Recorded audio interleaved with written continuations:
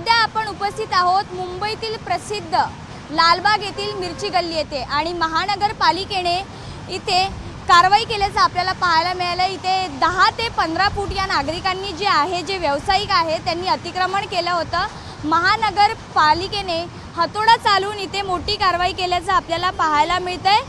पादचारी असतील त्यांना येण्या जाण्यासाठी इथे त्रास होत होता आणि हे अतिक्रमण होतं ते संपूर्ण जागी पसरलेलं आपल्याला पाहायला मिळत होतं। मात्र आता यावर कारवाई झाल्याचं आपल्याला पाहायला मिळते।